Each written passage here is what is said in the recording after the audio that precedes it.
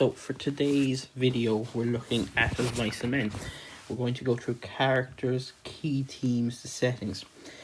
What we're going to look at in particular with our knowledge of Mice and Men, we're going to look at the background to it, why it's important, the different characters, what each character symbolises, and again look at this through the key scenes, key characters, and again key themes. So scenes, characters and themes are the three things we're looking at here. So the first thing is about the book itself, Of Mice and Men, and the question should be, why did Steinbeck choose this title? So we originally know that we said that Of Mice and Men was meant to be called Something That Happened. He first thought of the idea of the book as a children's novel. He told a friend that he was experimenting then with a new dramatic form. So the early idea of what Of Mice and Men was and what it became was vastly different. In May 1936, and we're talking 7 or so years into the Depression, he wrote a manuscript, but his puppy, which was a setter called Toby, ate it. So an actual example of a dog eating your homework. And he said of this book, it's an experiment and I don't know how successful. But we're glad he took this experiment, because Steinbeck then chose the title Of Mice and Men after reading a poem called To a Mouse.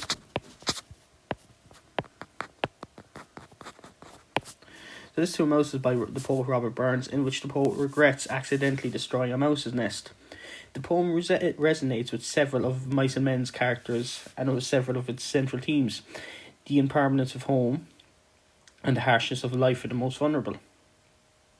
So again, that contrast between the American dream, what people are told about it in theory, and how it is in reality.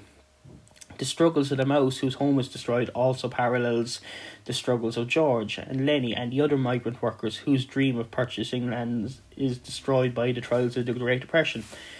Their own fate is not so different from the poem's mouse, or the dead mouse Lennie pulls from his pocket. The characters are destined for destruction beyond their control, unfortunately. And now with more of the background information, the novel deals with the issues dear to Steinbeck's heart. There's poverty, homelessness, the exploitation of itinerant workers, and again, the failure of the American dream. So these are all key themes that we're going to look at in detail throughout the poem, throughout the novel. Now, to start this, we're going to look at the idea of the main characters, of Lennie and George. Okay, and what Lennie and George tell us, if we're doing any question on this, that they're the ones that we are to look at and how we'll examine them. So we start with Lennie. Okay, Lennie is a large, lumbering, childlike migrant worker. We've talked about this before. We've seen this in great detail. Due to his mental disability, or his mild mental disability, he completely depends upon George. And George, we can see here, is his friend and his companion for guidance and protection. These two men share this vision of a farm that they will own together. A vision that Lennie believes in wholeheartedly. So the first thing we're looking at again is this idea of the American dream. That if you can work hard enough, and if you're willing to put in the hard graft and the hard hours, you will get what you want. You'll get your heart's desires. You'll get your wishes. But what we'll also see here with Lennie and George is this codependency. That these two rely on each other. Codependency. Lennie needs George to show him the difference between right and wrong. But at the same time, as much as Lennie believes what George tells him, it's Lennie's childlike innocence and lack of awareness of the harshness and the realities of life as it is that keeps George going too. And this is why this vision will become so tragic.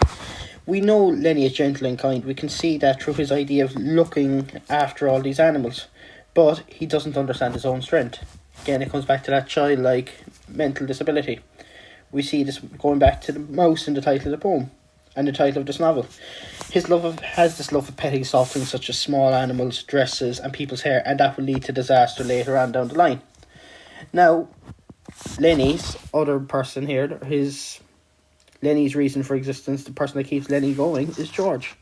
And again, George, we're going back to this and I'm going to keep repeating this, is his tragedy and his, I suppose, his thing that keeps him going is his belief in the American dream.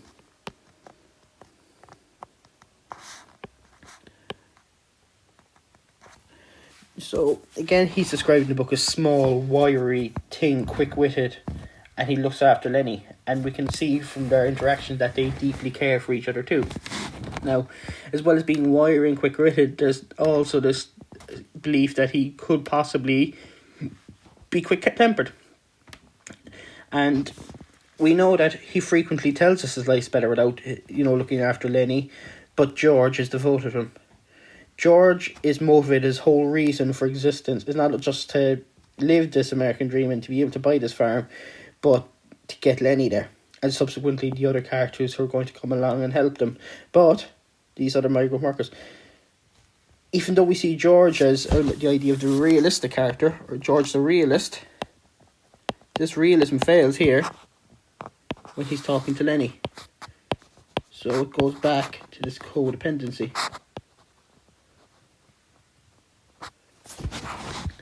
Though George is the source, as we said, the often told story of life on a future farm, it's this fate, and that's what we have to keep going back to. But the tragic thing here is the question that we have to ask ourselves if we're doing a character study, or even if we're looking at a key scene, is the why. So why does George kill Lennie? And again, it's the idea of love and sacrifice. George knows that if he doesn't kill Lennie himself, Curly will torture and probably most likely murder Lennie in a more inhumane way, making Lennie suffer for killing his wife. George must choose between mercifully shooting the friend he loves with his own hands, or allowing Lennie's inevitable lynching by a mob that doesn't care about Lennie's fate. So, Of Mice and Men really is going to argue that on the bottom rung of the American economy, on the lowest scale in American society, the destitute, or as we say, the homeless, and those in poverty, those put on the bottom rung of the society, they're only left with, stark and horrible choices in life. So what Lennie does, what George does to Lennie, he does out of love, but again, it's still a horrible way to be.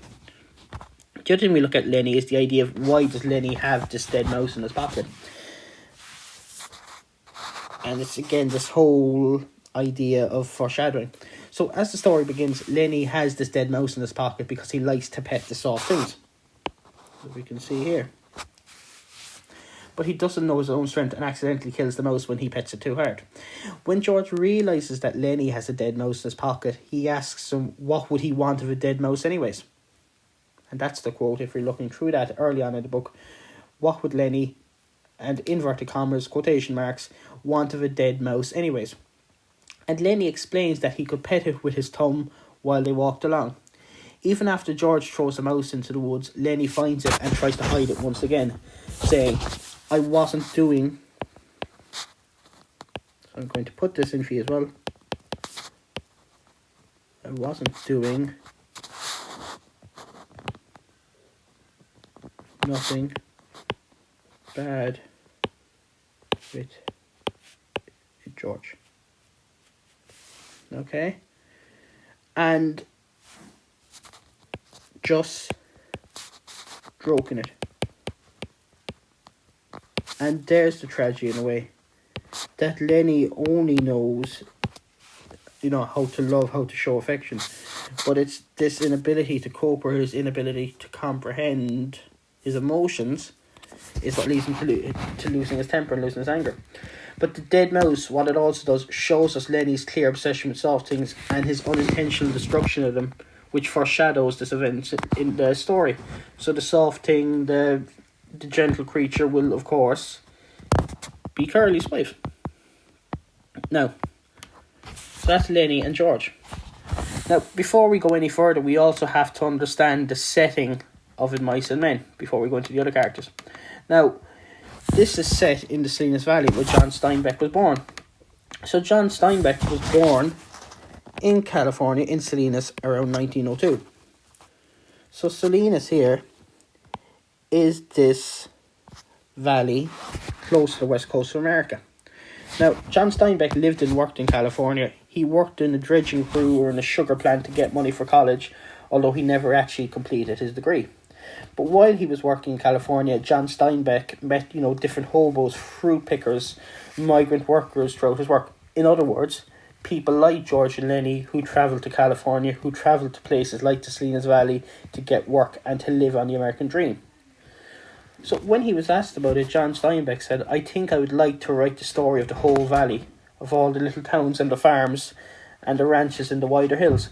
I can see how I would like to do it so that it would be the valley of the world." So Steinbeck again sees all the world's problems and all the problems with the economy and the Great Depression summed up in a nutshell in what was happening in the Salinas Valley. So Steinbeck said this in 1933. John Steinbeck then won the Nobel Prize for Literature in 1962, before he died in 1968. But what we see is the idea of the downtrodden, the oppressed, is a common theme that Steinbeck writes about throughout his novels. Okay, so the ranch in the novel then is near a place called Soledad, which is the southeast of Salinas and the Salinas River. And the countryside is described at the beginning of the novel, and the ranch itself, as we said, is based on Steinbeck's own experiences. Now, we often talk about, and if you're a history student you'll hear about this a bit, was the Great Depression. So America saw itself as the police of the world. So after World War One, America's idea was to provide loans to other countries, to show them the American way of life, the American way of capitalism, how American democracy works. And part of that in rebuilding Europe and the idea of never having any global conflict or war again was to provide American loans and American money to rebuild the countries. What happens though is all the world's economy gets tied up in America, gets tied up in these loans. So if the American economy collapses, very similar to what happened in 2008, but on a bigger scale, the whole world's economy collapsed. And this is what happens on the 29th of October, 1929. We get the Wall Street crash. All of a sudden, the people's life savings, their loans, their bank accounts are wiped out. Money's worthless. There's huge unemployment. And this Great Depression lasts until around 1941. So this lasts until America gets involved roughly in World War II. So until 1941, you're looking about 30% unemployment. So look up the American population. You're looking at 30% of that is unemployed.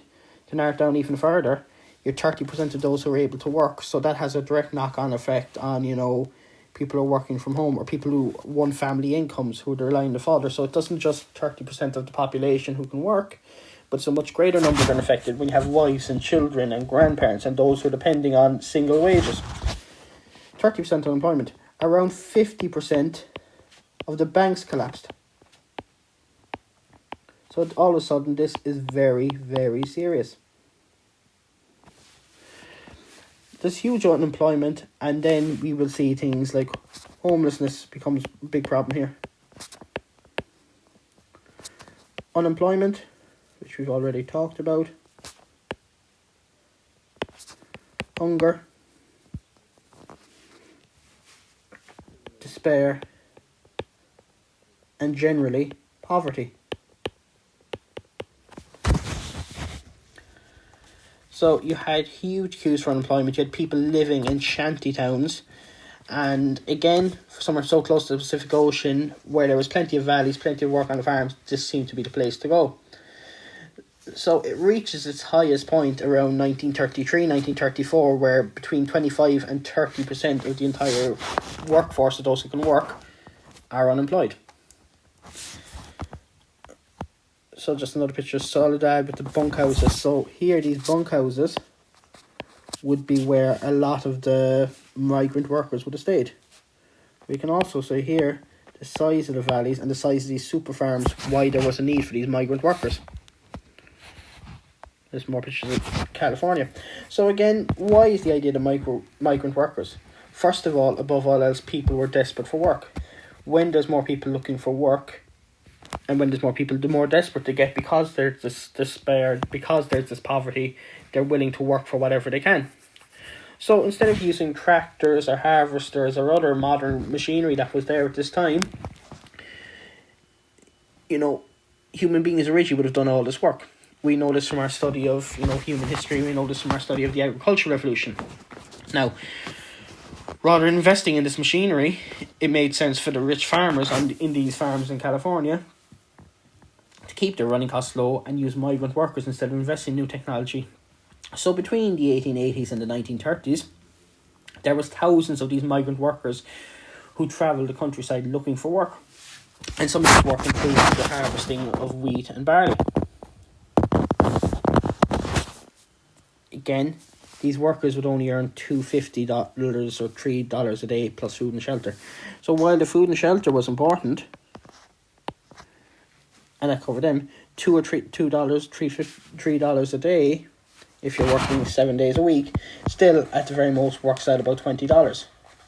So adjusted for inflation, you're still looking at less than €200. So again, not a lot to live on. Tough for people who had a family or needed other stuff to pay for their children's, school, food, medicine, clothes. It didn't go a long way even in the 1930s. But there was no minimum wage, nor was there any sort of wage or workers' rights to protect them at this stage in the farming.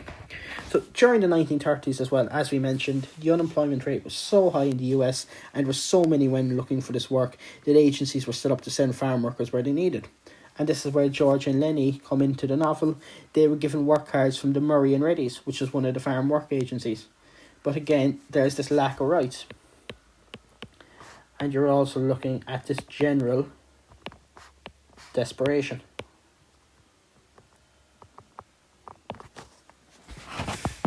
And here, I've mentioned it already, but we're coming back to this central theme, and perhaps the most central theme of all is the idea of the American dream. So, the American dream is the basis of the whole of American politics, the whole of the American political theory, even going into World War One, World War Two, after the war, the Cold War with Russia, the idea of protecting democracy, those who were in favour of protecting democracy and those, one of the big arguments against Russia and against communism was this idea of the American dream. Knowing what we know about America, how they like to preach freedom, how they like to tell us that they're the guardians of the world. Freedom of choice, the land of the free, the home of the brave, as they say. If you can work hard enough, and if you're willing to work and put in the effort, you will be rewarded for that. That's the central theory to it. It's on their Statue of Liberty, the biggest symbol of America that you could possibly find around the world. And it says here, "Give me your tired, your poor, your huddled masses yearning to breathe free, the wretched refuse of your teeming shores. Send these, the homeless, templess tossed to me. I lift my lamp beside the golden door." So if you go to the Statue of Liberty, that's on the base of it. So again, it sums up the American dream. It's the first thing many immigrants who were arriving into New York would have seen of America. Their whole symbol of liberty. But as we can find out from the book, a lot of this is unfortunately not true. Yes, in theory it's great if you successfully work hard and live morally, that America sees itself as the land of opportunity. You have the freedom to do whatever you want, to work hard, to be happy. It's in the American Constitution. It's protected by the country's laws. The dream assures equality of opportunity, that there be no discrimination, that you have the freedom to follow goals and freedom from victimization. But everything we know about America, especially going into the 1960s and 1970s, unfortunately that isn't true.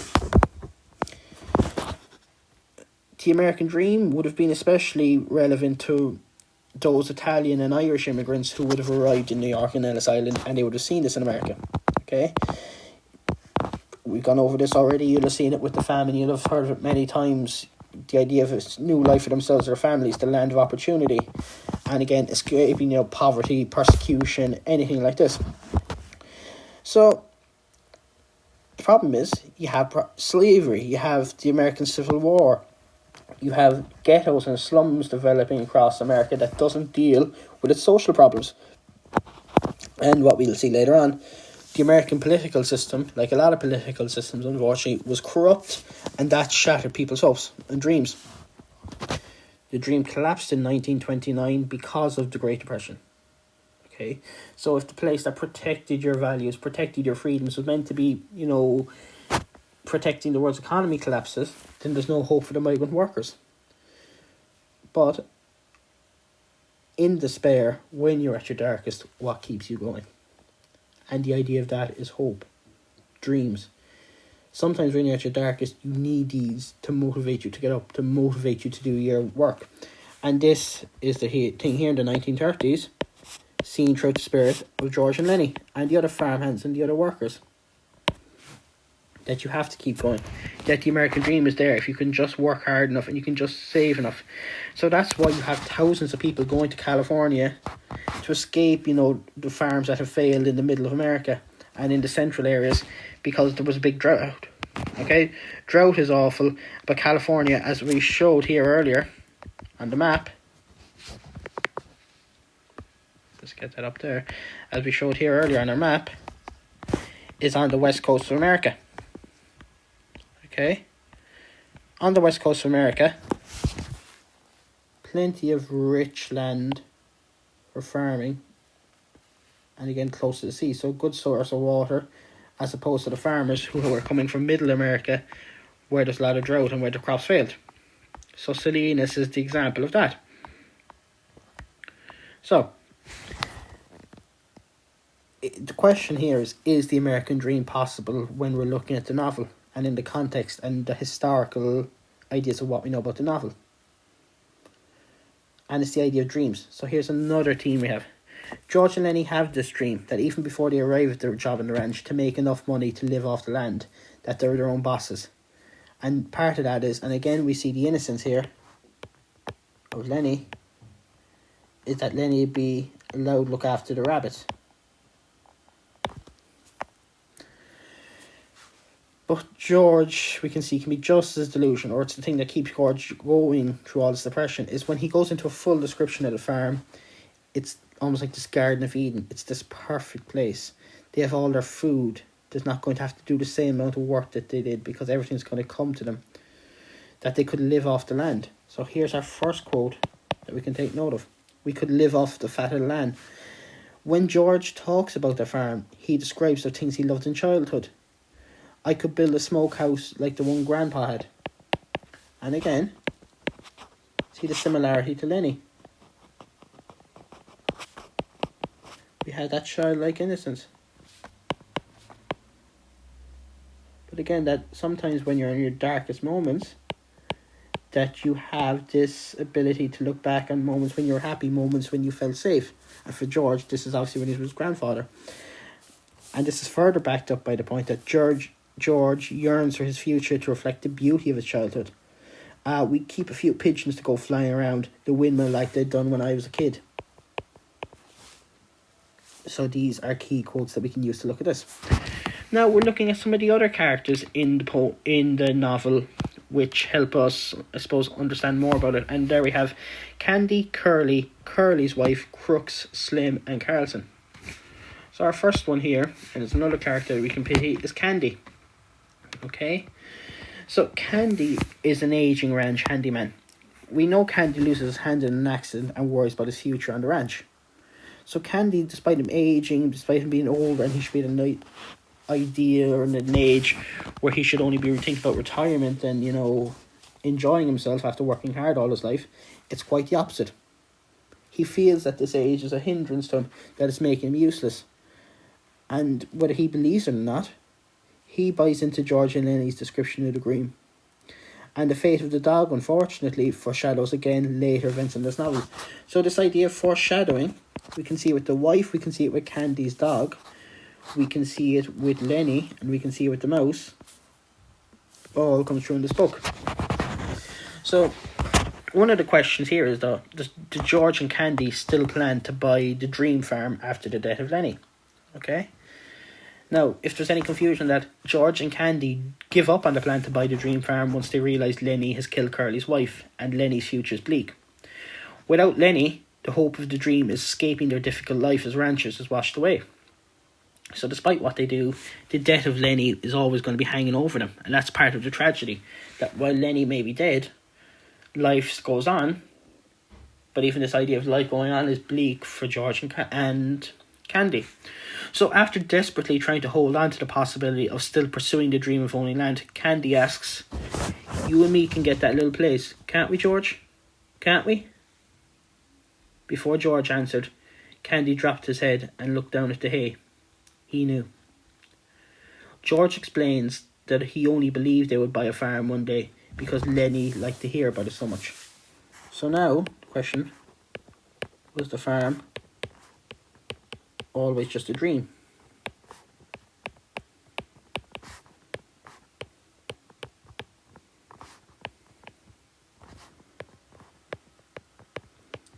So it's telling us then as well, guys, unfortunately, did George not really believe it either, but that he depended on Lennie to help him get through the day. And again, we can look this up in your version of the novel, guys, but another important quote. "You and me can get that little place, can't we, George? Can't we?" is what Candy asks. And then before George even gets the chance to answer, Candy drops his head and looks down at the hay, as he knows. So now we're on to Curly. So Curly is the antagonist of this novel. Okay? Curly is the guy that we don't like, that we're not ever going to like, because Curly is the guy that we don't trust. Okay? You know, Curly is the boss's son. Curly wears high-heeled boots to distinguish himself from the field hands. So again, the idea of what's called a Napoleon complex. You think fair enough, if he's the boss's son, he'd wear something a bit different, but high-heeled boots. Does he have this Napoleon complex about being shorter than people? Does he have what's called small man syndrome? This Napoleon complex can also be looked at as what's called an inferiority complex.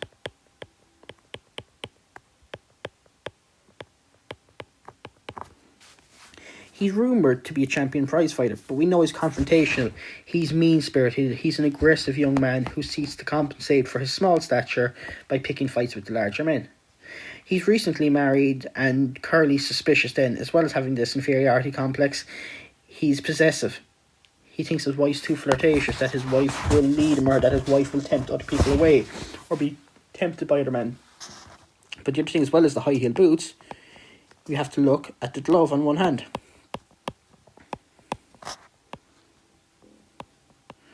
And the question is, why? So, Curly wears a glove full of Vaseline on one hand because, according to Candy, he's keeping that hand soft for his wife. Since farm work is physical and tough on a person's hands, the Vaseline will prevent at least one of Curly's hands from becoming chapped and rough, something he clearly believes his wife would find undesirable. So there's a confidence issue here with Curly. He's not trusting either. The choice to wear the Vaseline-filled glove reveals a lot about Curly's character, such as his need to feel superior in strength, but also in a way of sexuality. Later in the book, George refers to the glove once again, saying in a disgusted voice, "Glove full of Vaseline, and I bet he's eating raw eggs and right into the patent medicine houses." During this story's time period of the 1930s, both of these remedies, eating raw eggs and the glove full of Vaseline, were believed to increase your physical and sexual strength in men. So George makes assumptions about Curly due to his wife's flirty behaviour and the glove full of Vaseline. So again, we're looking at old-timey 1930s medicine and the inferiority complex that Curly has because of it. It could also be possible that Curly is jealous of the relationship between George and Lennie. That they have these dreams, that they look together. So within that, George and Lennie are the migrant workers. And another question that will raise itself, why do George and Lennie travel together? And how is that answered throughout? So George and Lennie do travel together because they've known each other since they were children. And there's a natural, loving, fair, caring friendship that has developed over time. George explains their history when he confides in Slim later on. He tells Slim, him and me were both born in Auburn. I loved his Aunt Clara. She took him in when he was a baby and raised him up. When his Aunt Clara died, Lennie just came along with me out working. Got kind of used to each other, and after a little while. So George explains to Slim that even though Lennie can be a challenge, their friendship and their companionship make life better for both of them. And in the comparison then, Curly, who can't even trust his wife, tells us all we need to know about Curly's character. So, talk about Curly, we have Curly's wife. So we know that he's, I suppose, doesn't trust Lennie. He doesn't trust George. He doesn't trust anyone. But there's this idea of Curly's wife and what happens with her. So, she's the only female character in the novel. Curly's wife's never given a name and referred to only in reference by her husband. Again, this is done on purpose, showing the possessive nature of Curly. The problem here is it could be symbolic of Curly not letting anyone know his wife properly.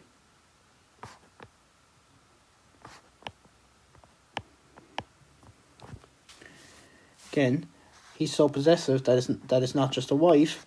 Rather than giving her a name and showing that she's her own individual personality and that she's her own individual, Curly's possession.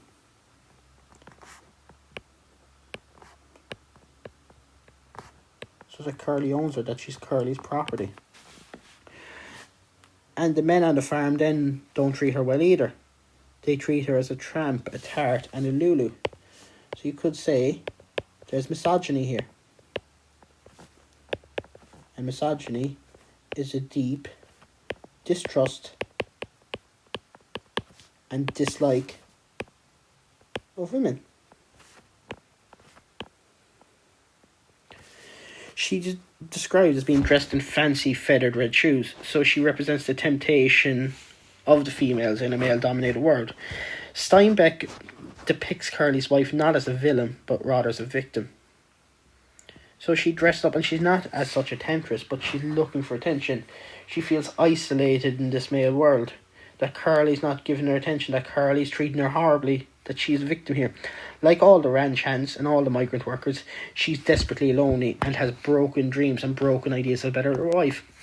So the question then comes into here, I suppose, looking at this, if you're looking at another key scene, why does Lennie kill her?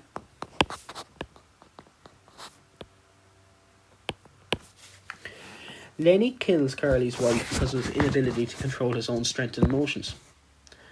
So just like that gentle mouse, same thing with Curly's wife. However, Lennie doesn't simply kill her. Several unfortunate events also lead to her death. First, Curly's wife insists on talking with Lennie even after he warns her that he ain't supposed to, because George is scared they'll get in trouble. Then Curly's wife invites Lennie to pet her soft hair, but when he gets too rough, she jerked her head sideways and Lennie's fingers closed on her hair and hung on. Finally, when Curly's wife yells at Lennie to let go, he panics in fear that George will get mad and not let him tend the rabbits, so he puts his hand over her mouth. The more Curly's wife struggles and yells, the angrier and more scared Lennie becomes, leading him to shake her harder until she was still, for he had broken her neck. Okay, now, our next one is Crooks.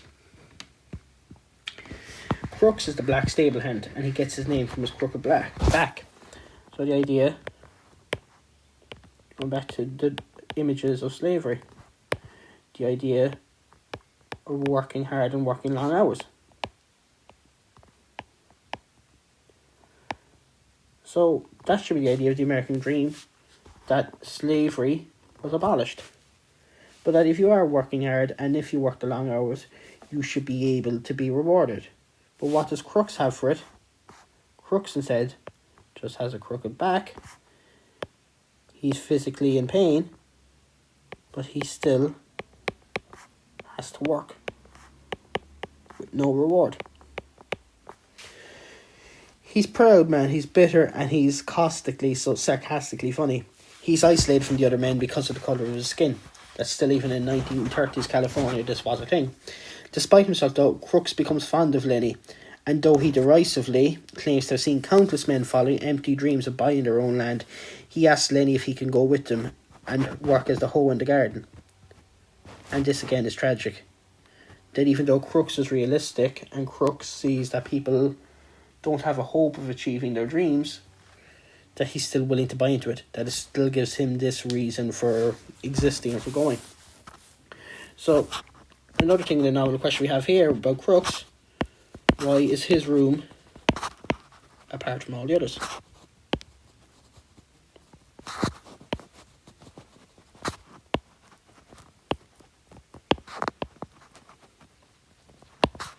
Now, race is the central reason why Crooks has his own room set apart from the other men at the ranch. When Lennie visits Crooks' room trying to make friends, Crooks constantly keeps his guard up and explains the situation, saying, "You've got no right to come into my room. You go on, get out of my room. I ain't wanted in the bunkhouse, and you ain't wanted in my room." When Lennie, through his innocence, persists and asks why Crooks is not allowed in the bunkhouse, Crooks presents the clear racial reasoning when he says, "'Cause I'm black. They play cards in there, but I can't play 'cause I'm black. They say I stink. Well, I tell you, you all stink to me." This segregation now presents the larger topic of racism and social position throughout the story, as Crooks is ultimately put in his place just as the ranch workers would have their place in the lowly bunkhouse.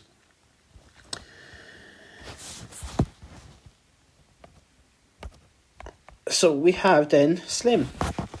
Slim is this highly skilled mule driver, and he's the acknowledged prince of the ranch. Slim is the only character in the novel who seems to be at peace with himself and seems to be at peace with everything that's happening around him. Now, but what happens with Slim? Okay, where does Slim become important here?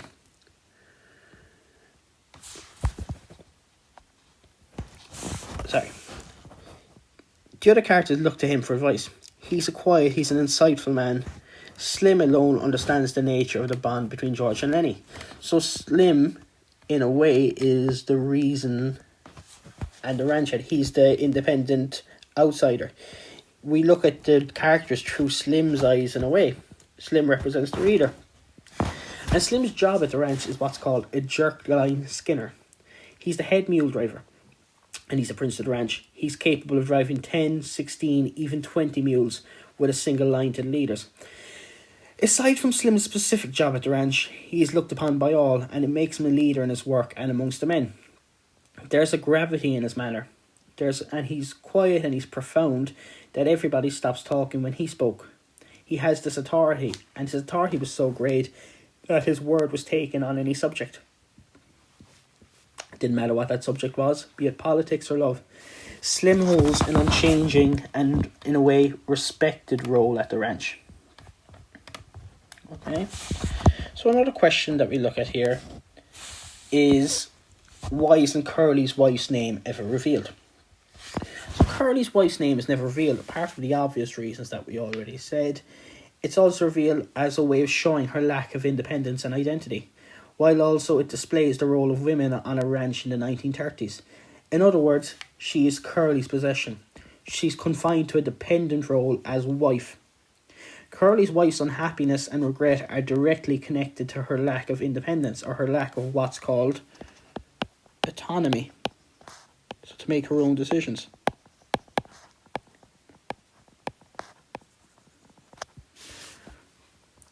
She confides in Lennie. "I ain't used to living like this.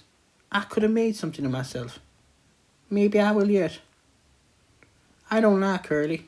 He ain't a nice fella. Could have been in the movies and had nice clothes." Clearly, Curly's wife's discontent is directly linked to the fact that she's lost her identity by marrying Curly and that she has no more independence.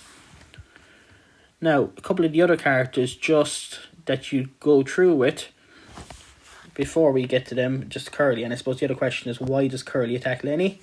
So after Slim denies the accusation that Lennie was hanging around Curly's wife, or that Slim himself was hanging around Curly's wife, Curly looks to take his anger out on an easier target and chooses Lennie.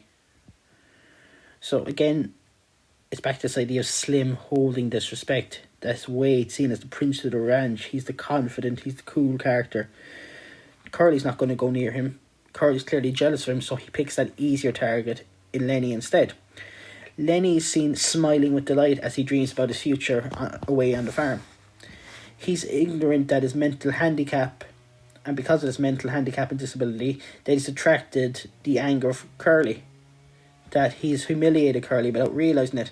So by picking on Lennie, Curly also shows us that he's willing to prey on the most vulnerable in order to maintain his dominance over the worker. This novel of Mice and Men suggests that this is one way that the property-owning classes hold on to their power, is by picking on the weakest. And that's what makes Curly's wife dead even more tragic, that perhaps the two weakest characters are responsible for the deaths of each other. So there's other characters here. So like Carlson.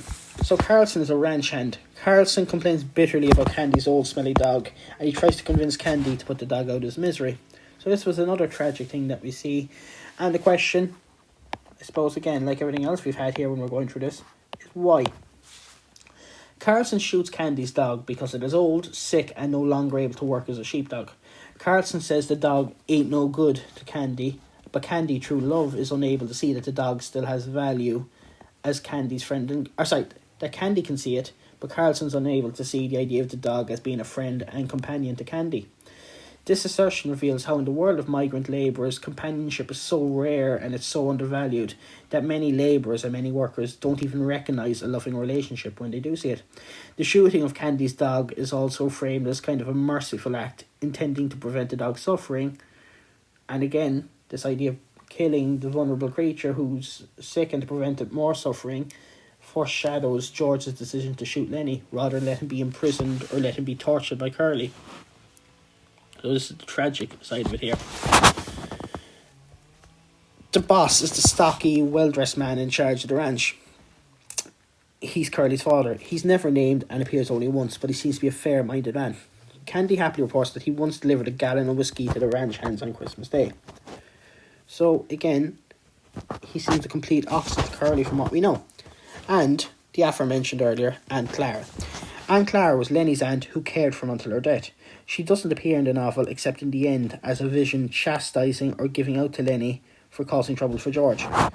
By all accounts, she was a kind, patient woman who took good care of Lennie and gave him plenty of mice to pet. Now, two things we're looking at here now. The themes and what does the ending mean. So I'll go on to the themes sheet, but we have to look at, again, the novel bit by bit. So what does the ending mean?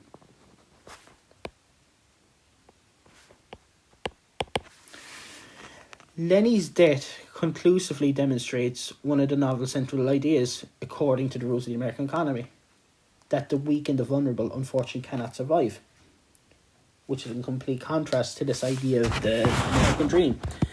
At the end of Mice and Men, George spares Lennie from Curly's wrath by shooting Lennie in the back of the head, after reciting their shared dream of owning a farm one final time.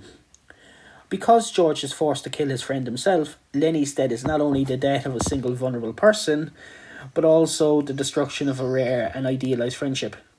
Throughout the novella, George and Lennie have viewed themselves as special and lucky because they have their friendship with one another. But in the end, all this means is that George must be the person to kill Lennie. This conclusion suggests that for the poorest and most isolated people, lasting friendship is a dream as cruelly unattainable as that of something like land ownership. So it brings us on to the themes then, unfortunately. The first one is the nature of dreams. And within this thing, the American dream itself. In essence, of Mice and Men shows the nature of human dreams and aspirations that keep us going. How humans have meaning of their lives. How without these dreams and without these goals, life can be unbearable and just an endless day of the same thing over and over again. And that's why that the idea of owning this little farm is seen in 5 of the 6 chapters. That is the central theme to it. But you could also have the idea of dreams versus, unfortunately, the reality of it. Now, there are other themes that we can go through and that you can use, and not saying they're wrong, but just like everything else, have the evidence to back it up. Okay? You have powerless, you have fate, you have my brother's keeper, and you have nature. So nature, self-explanatory, uses the idea of growth, rebirth to reinforce the themes and to set the mood. The idea of farming. You have my brother's keeper, that Steinbeck makes us wonder as readers whether mankind should go alone in the world or be responsible for looking after and helpful to others, the others who are less fortunate than us. Fate, the meaning of, what's our purpose, how unpredictable life can be, and how it shows that, what's meant to be will be, or how does the universe have its plans for us, because just when it looks like George and Lennie will get a farm, fate steps in and prevents them from doing that. And something that all humans feel powerlessness. So that they're the underdogs, and that even though they're compassionate and caring and more human than those who are in decision making, those who have power, that there seems to be no chance or no, efforts to help them survive or succeed. We also have loneliness. We can see through a lot of the characters. That in addition to dreams, humans crave contact with others, or contact even, with others to give life meaning and purpose. Most of the characters suffer loneliness because they're isolated and alienated from others. Okay? And as we had here, that's the title's origin from the poem, and the actual quote where the title of the novel comes from, that the best laid schemes or best laid plans of mice and men gang affagly and leave us naught but grief and pain for promised joy. And that sums it up perfectly. Thank you for listening, guys, and I'll talk to you soon.